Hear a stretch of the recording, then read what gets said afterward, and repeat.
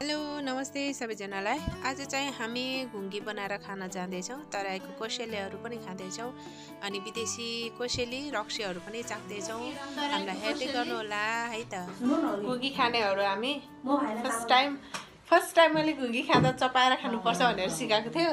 आज चाहिँ कसरी खानुपर्छ उहाँहरूले नै बनाउनुहुन्छ अनि तपाईँहरूलाई यम्मी यम्मी घुङ्गी जस्तै मान्छे यहाँ गरेर हामी घुङ्गी खाने मान्छे।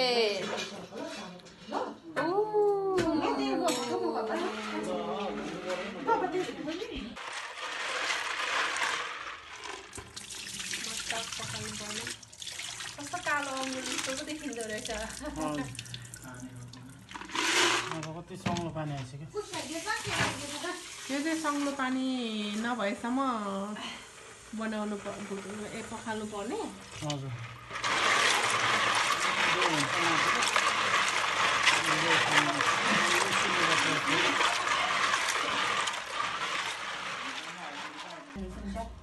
फाइनल भइसक्यो हो।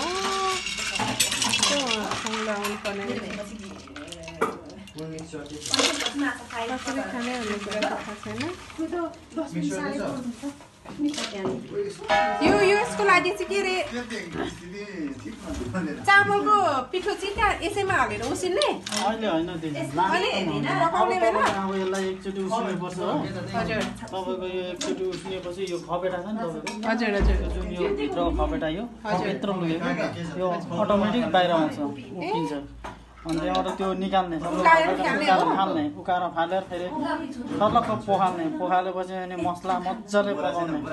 मसला पकाएर अनि तेल अलिक लगाएर मसला पकाएर अनि मसलामा मजाले भुट्ने। फेरि यो त 2-3 चोटि पकाउनु पर्दो रहेछ नि। 4 चोटि यसलाई 4 चोटिमा चाहिँ तयार हुन्छ। ओ माय गॉड घुङ्गी खान गाह्रो छ गाइज। हामी उता त्यही काम गरेर आउँछौँ ल। स्टेप 1 गाइज स्टेप 1 यो चाहिँ भोलिको लागि यो तराईको लामो गाडी चढेर आएको सिपी 1 अनि माछा 2 घुङ्गी 3 भाले 4 माछा यो ओइ काँडा हुन्छ। यो चाहिँ काँडा हो। यो चाहिँ काट्छ ए खतरा भन्छ नि काट्छ नि हात काट्छ नि कच्चाले काटेछ काट्छ। ए त्यो बताउनु लगाएर खाने खालको माछा खबै माछा भन्छ। ए मा गॉड यो सबभन्दा यो माछा यो चाहिँ के माछा त्यो चाहिँ यसलाई हिले माछा भन्छ। त्यो हर्पद मर्दैन ज्यादा यो चाहिँ घुङ्गीको लागि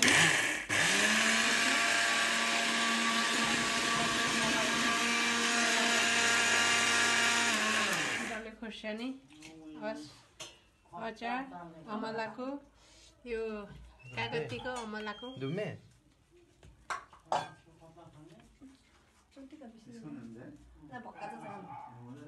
ल आजको 3जना गाई चाहिँ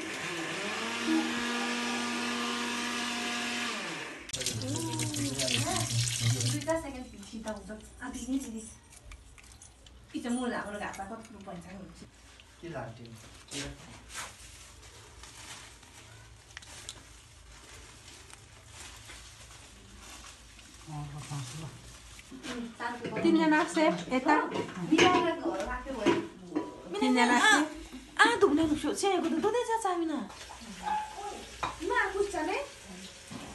हामी 3जना दिदीबहिनी चाहिँ आज बस्नेवाला हो क्या। हामी खाने टोली हो यता 3जना सेफ उता साला भेना सेफ छ। हामी चाहिँ मस्त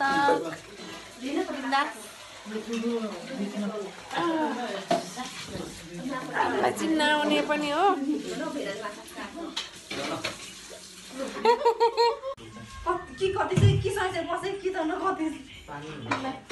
तीनजना सेफको बिचमा यो के डिस्टर्ब गर्न गइस आइज बस अराउनु पर्दैन।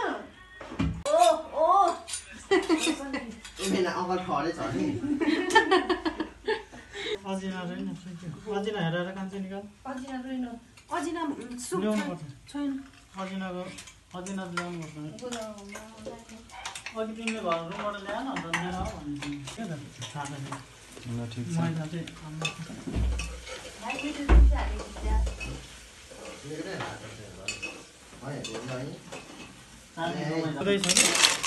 आज भर्खर उयो हालेको यो तेलमा चाहिँ मेरो हात डुबाएर हेरेको एकचोटि के मारे भाइ केमा कुन तेल मारे डुबाउँछस् रे डुबा त भाइ अहिले बेला छैन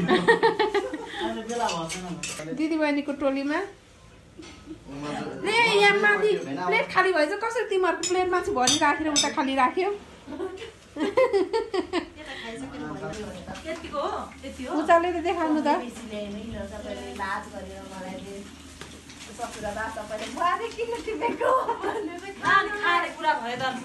खाने धेरै टिममा चाहिँ उसिनु मात्रै त्यो फक्लो हुन्छ भित्रको मासु मात्रै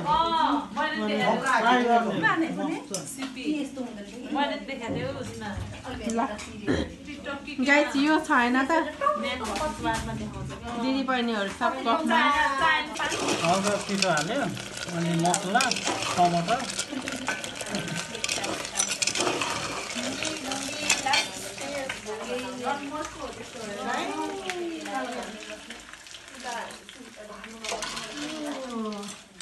यता घुम्ने यता माछा पाक्दैछ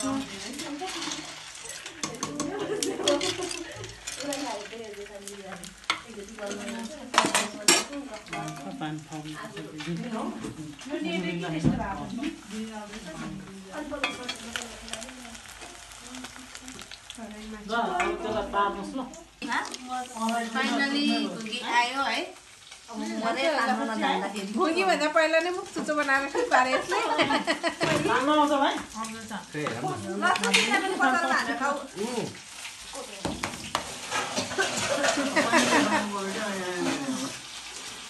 नयाँ बगरेर